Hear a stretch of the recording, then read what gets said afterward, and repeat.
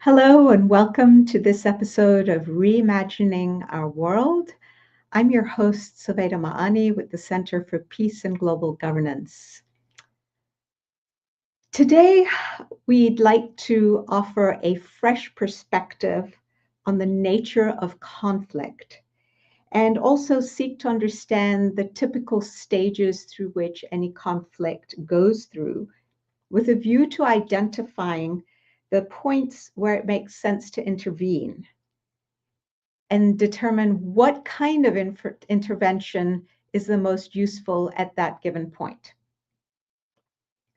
So let's first start with our perspective on conflict.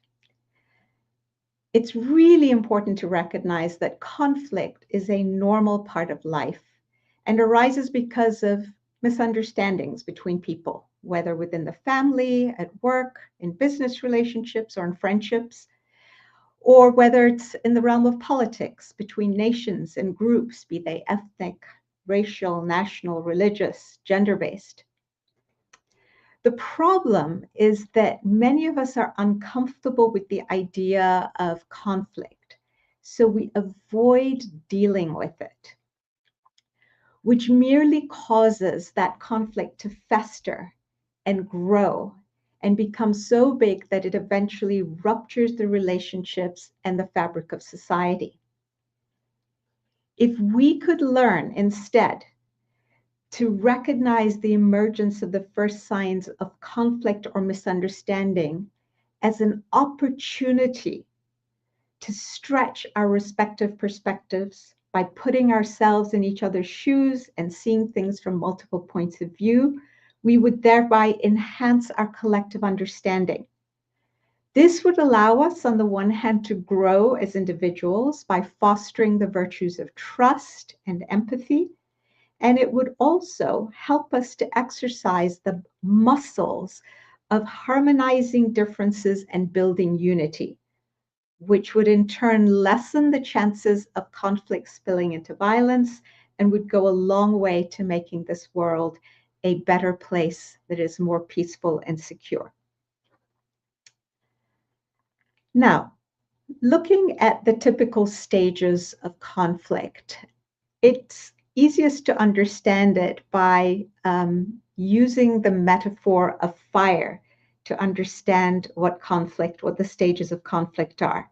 And the reason why we're examining the stages of conflict is so that we can gauge where during the course of the conflict it's most useful to intervene and what sort of intervention is the best at that given stage.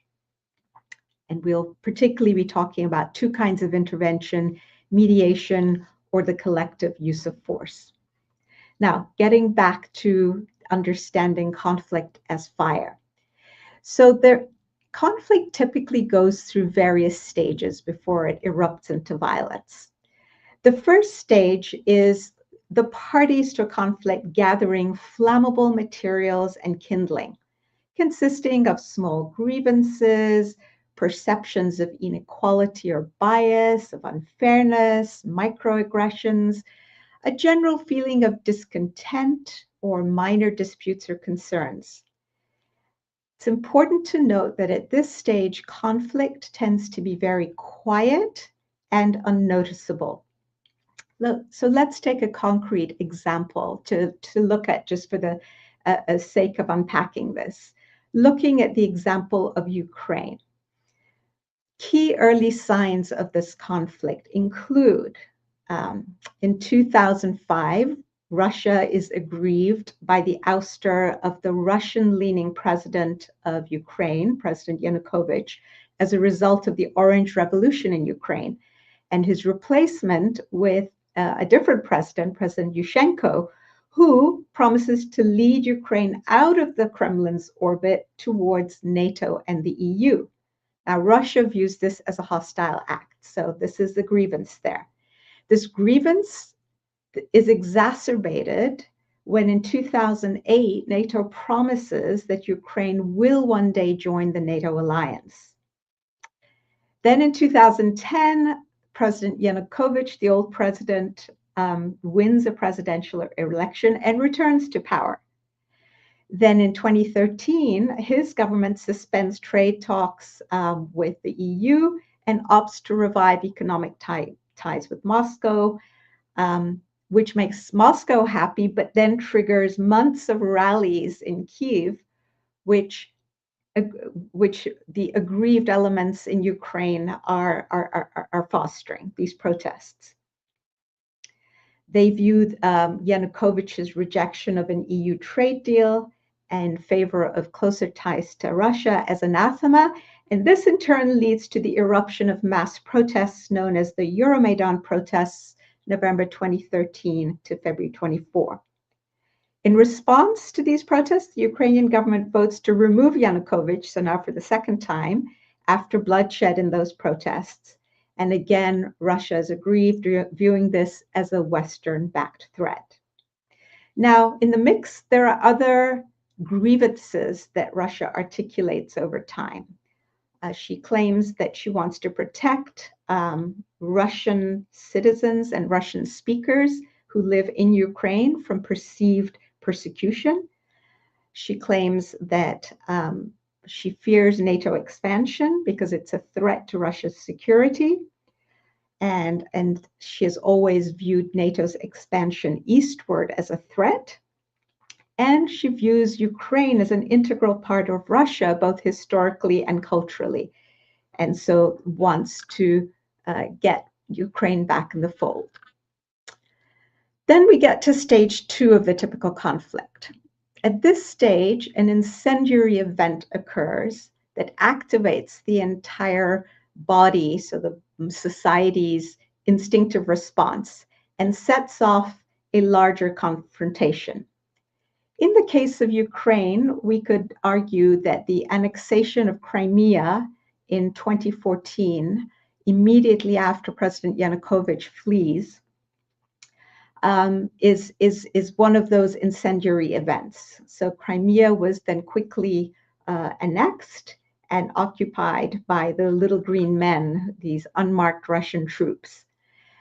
And the idea was that they claimed that they had held a referendum citing protection of Russian speakers. Again, this was the justification that was given for annexing Crimea. The Donbas uprising was another incendiary event which followed the annexation of Crimea, which is where Russian-backed separatists in eastern Donbas region of Ukraine seize government buildings and declare the independence of places that we've come to recognize very well, the names of them, Donetsk and Luhansk, sparking the Donbas War. And then there are a whole host of other grievances, but you're starting to get the idea here. Then we get to the third stage of a typical conflict, and that is when the conflict goes from having been sparked through this incendiary event in stage 2 and now becomes, first of all, a bonfire that then becomes a raging, turns into a raging wildfire. At this stage, the conflict consumes not only the original materials, the original grievances and kindling that was prepared, but it also it starts to get out of control, rage out of control, and draw in other places and people. Now, the longer parties stay in this stage, the more entrenched in their positions they become, rendering them more assertive and immovable. So, with respect to the war in Ukraine, in the spring of 2021, we see Russia beginning to amass troops near Ukraine's borders in what it claims are training exercises. But satellite images taken by Maxar Technologies show ongoing buildup of Russian forces near Ukraine, with estimates soon surpassing 100,000 troops. And then in 2022, Russia launches a full-scale war, which is the largest land war in Europe since the Second World War.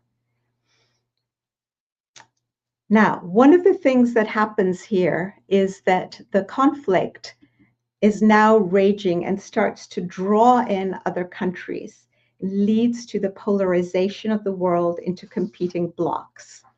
On the Ukrainian side, we see the United States and its allies and other countries like Japan, Australia, South Korea offering unprecedented financial, military, and humanitarian support to Ukraine.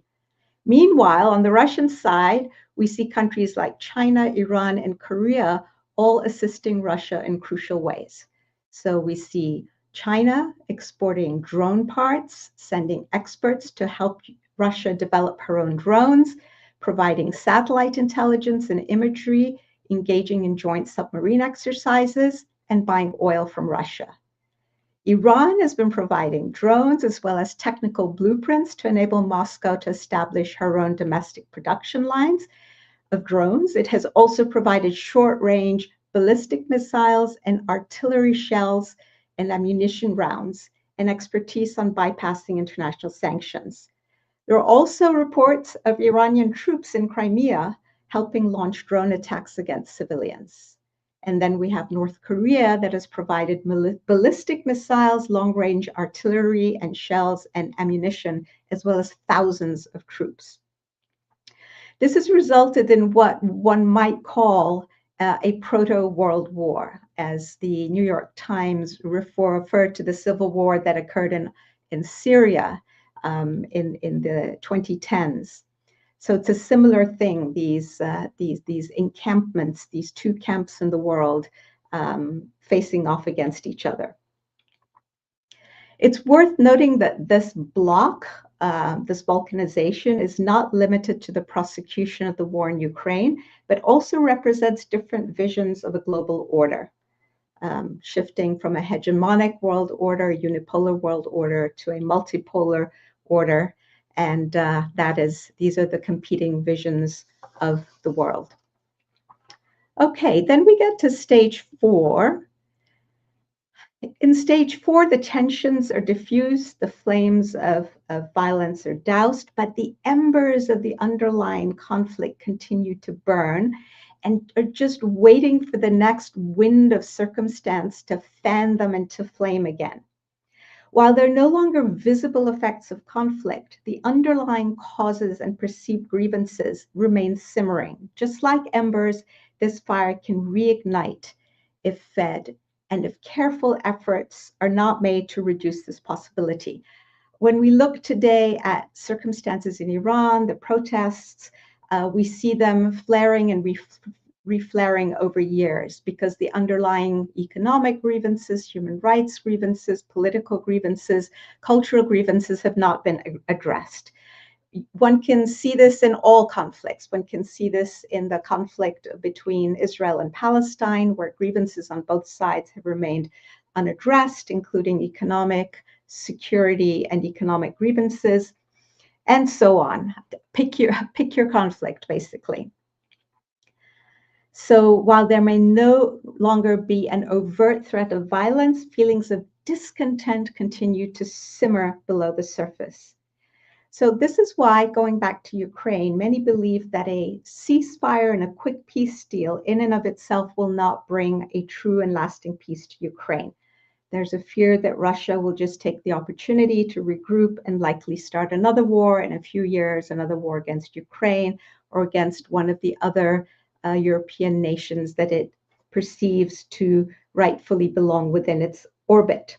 It's also a well-studied phenomenon that usually once a nation has had some sort of strife, it will fall back into it within 5 years if the grievances remain unresolved, including ethnic, religious grievances, economic disparities, or a weak state and or large unintegrated armed groups. We saw this in Northern Ireland.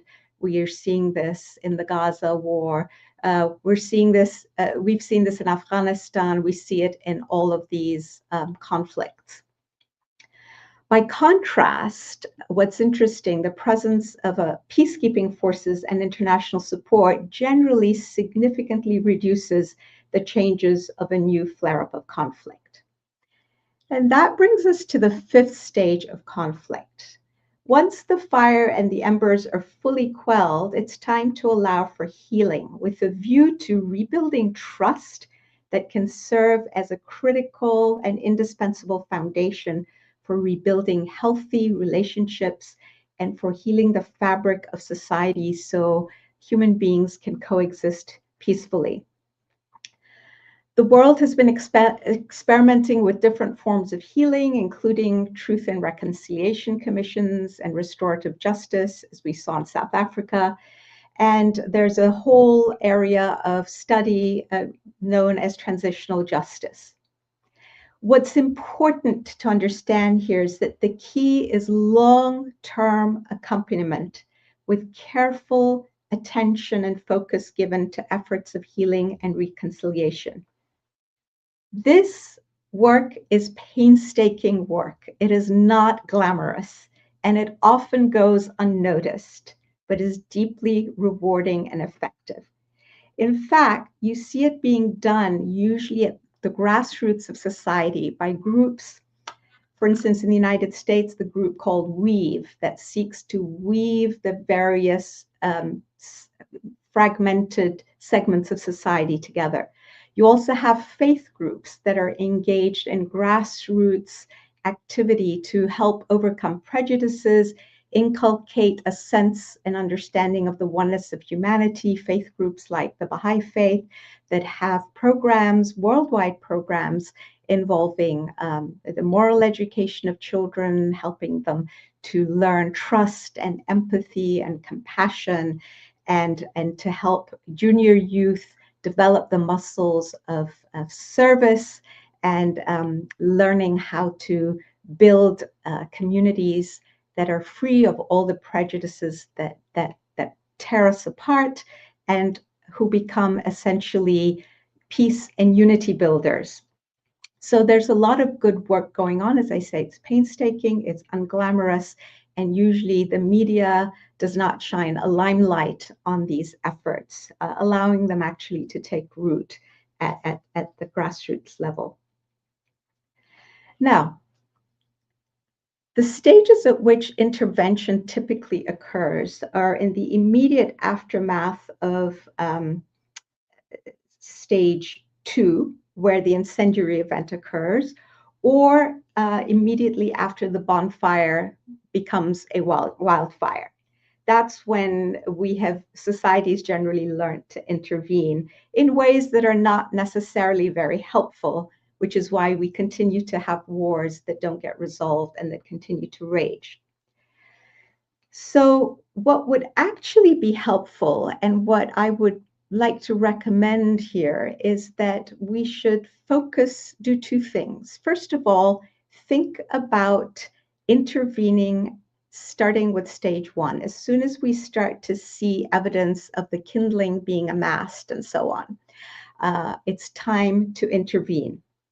At this stage, it might be helpful to actually use tools like mediation, where you get the parties together, help them to listen to each other's points of view, and help them to find the areas of overlapping common interest upon which they can build trust and build solutions to their common challenges.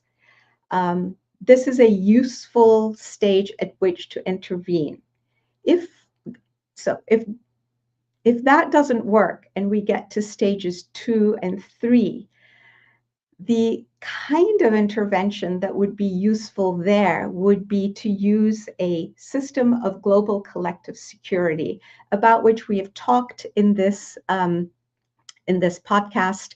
If you look at episode 26, which you can find on your favorite audio podcast platform like Apple Podcasts or Spotify, or if you go to the YouTube channel for CPGG and look for episode 26, it will unpack in detail what this proposed new global system of global security looks like. Another stage at which we typically do not intervene is stage 5. So getting society to move from stage 4, once the flames and embers have been quelled, into proper healing and reconstruction and the creation of a society based on and founded in trust and empathy. At this stage, also mediation is a very useful tool.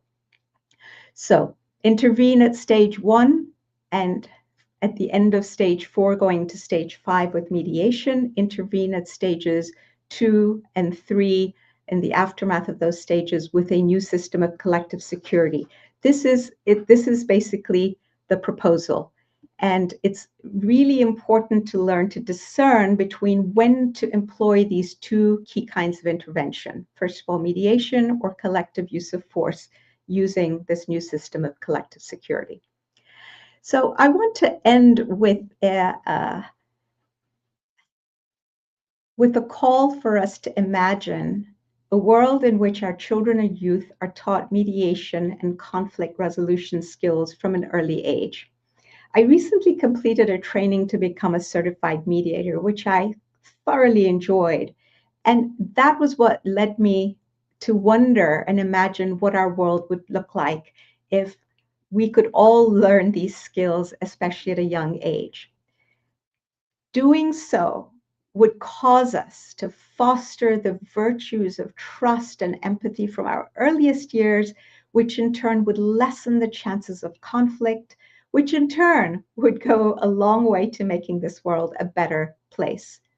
We would train ourselves in the skills of active listening, the ability to put ourselves in the other's shoes, understand that there are many perspectives beyond our own, and learn how to harmonize differences. So this is my challenge to us all to consider what we can do in our local communities, maybe in our regional communities, national communities, to encourage and foster this idea of incorporating mediation skills and training for the young in the schools, especially high school, middle school, and high school would be a perfect place to begin. And then maybe university courses could have this taught as a compulsory course.